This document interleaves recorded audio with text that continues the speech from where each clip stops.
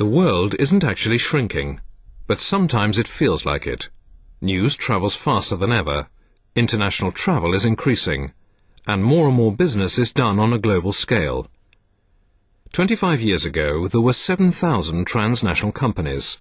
Today, there are over 60,000. The largest earn more each year than most of the world's countries. The world's big problems are getting bigger too. 1 billion people live on less than $1 a day, and there are more and more mouths to feed. Today, the world's population is around 6.5 billion. By 2050, it's expected to be 9 billion. And the biggest increases are happening in countries with only the most basic health and education services. Meanwhile, global warming is set to increase. Water shortages are already affecting some areas. So what's the connection? Is there a connection? Does big business have any role in helping to tackle these big issues? This group of international business leaders are meeting to talk about just these issues.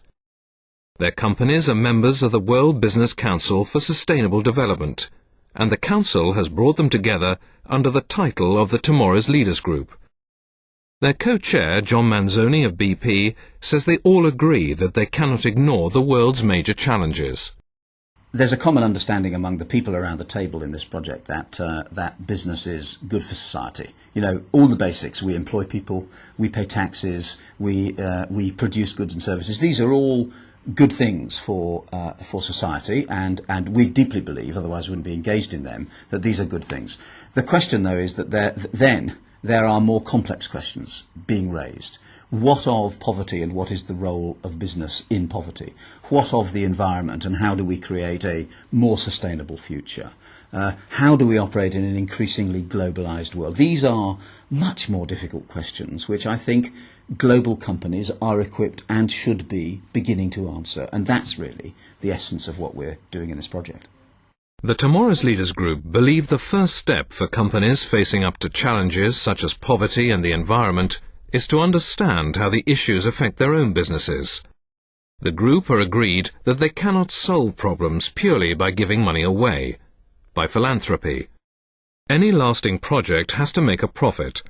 So the group believe the next step for progressive businesses is to take the world's toughest problems and turn them into business opportunities.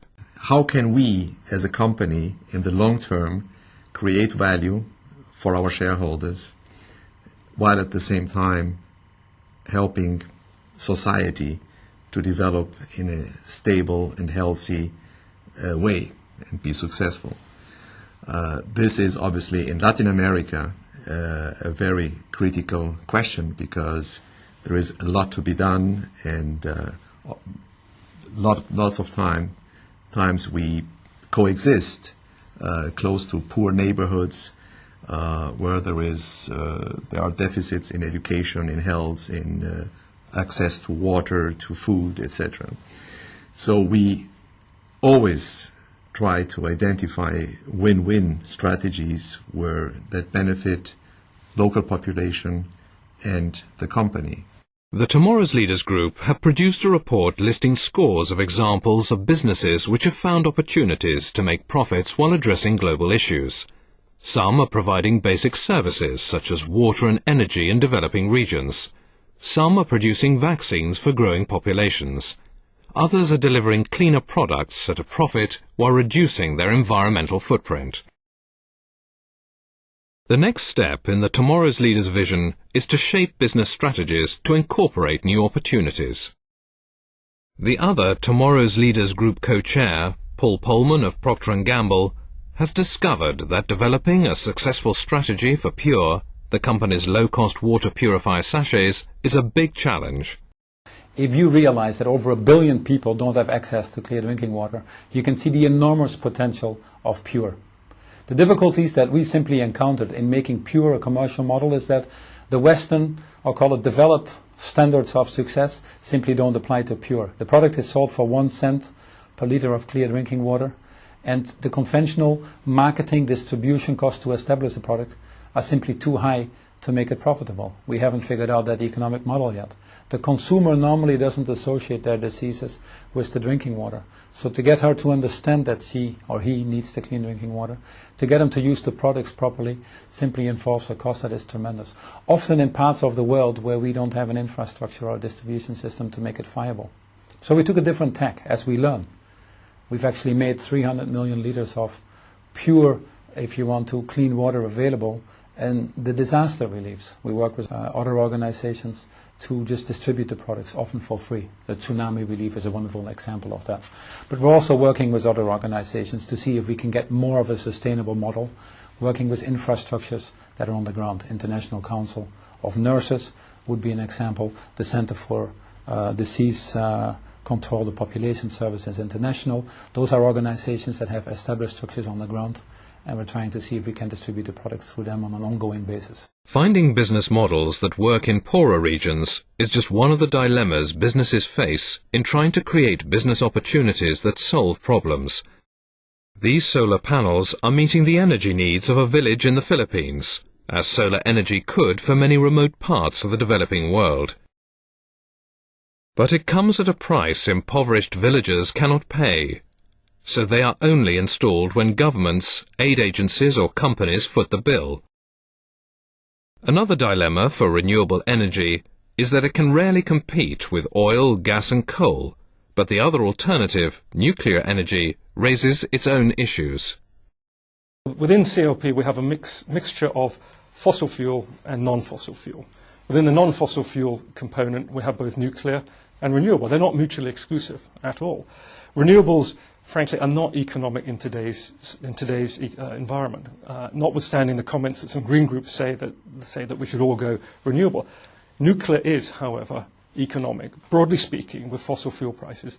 Having said that, though, all kinds of issues with nuclear, in particular safety, nuclear proliferation, what to do with the waste fuel, which is still not resolved. Are we going to leave a legacy for future generations that they will look back and say, that our grandfathers have created this huge problem for us. So there's still a lot of issues to deal with nuclear, but climate versus nuclear, that's the balance that the world's going to have to face. Fossil fuels versus non-fossil fuels. The environmental and social impact of an investment only becomes clear in the long term, and the Tomorrow's Leaders Group believe that companies have to use long-term measures as well as short-term results in assessing their success.